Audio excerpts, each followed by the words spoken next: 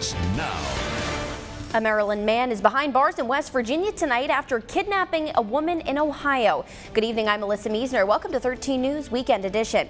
Police say Brandon Wilkins held a woman against her will in his tractor trailer on the West Virginia Turnpike. Adam Mayer has a full report.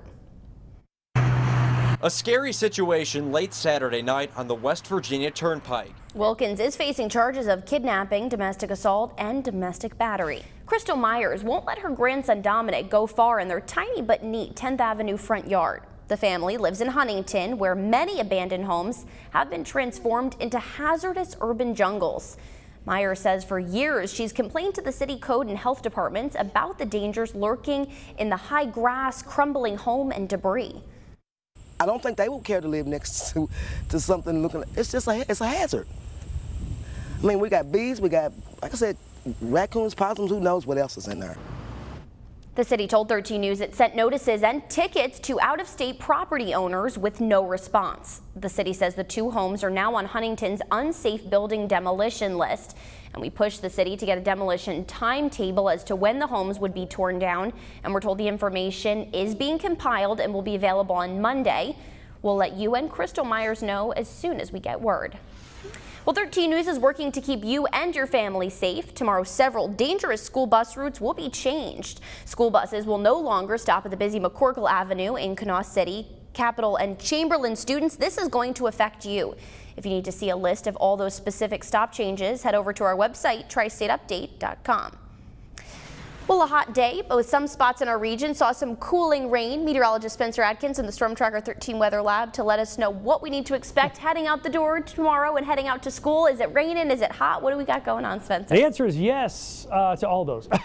We do have some rain right now, and it cools it about that much, just, you know, tiny little bit. We have some showers and storms right now showing up here on the Doppler of near Ravenswood down through. Thanks, Spencer. Well, flood cleanup and rebuild continues through this brutally hot weather. 13 News reporter Eric Halperin shows us how some families in Clendenin who lost practically everything are pushing through. Honestly, it's so hot after a while you stop feeling For 13 News, I'm Eric Halperin, working for you in Clendenin. The good news is that family did expect to be able to get their air conditioning fixed by the end of the day today.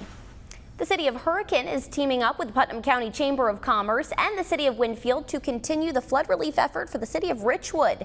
From now until September 9th, you can drop off canned goods at any of the locations on your screen, and they will be donated to the Richwood Town Cupboard.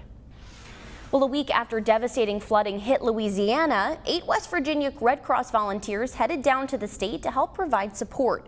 At least one of those volunteers was working here in the Mountain State after June's historic flooding hit residents hard. One of the volunteers now in Louisiana says she's thankful for the opportunity to give back to those in need. And now those in Baton Rouge are becoming like a family. Others have told us that when they go to different disasters, they see people and say, didn't we work together at Hurricane Sandy? Didn't we work together down at Katrina? And so you do get to know and become familiar with each other. And Vonna and I look forward to doing that in the future. We do not look forward to other disasters, of course, but we look forward to being able to work with others as we support those in need in the future. Right now, Red Cross workers in Louisiana are focused on immediate needs, including food, shelter, and relief supplies. Well, the Wandering Poet Players are bringing the story of Aladdin to life today at the St. Albans Art Center. Stories from the Rainforest kicked off the show the day as a pre-show before the main musical event at 2. These young performers, all under 18, sang and danced the story of the humble street rat Aladdin befriending the genie of the lamp, overcoming the evil Jafar, and saving Princess Jasmine.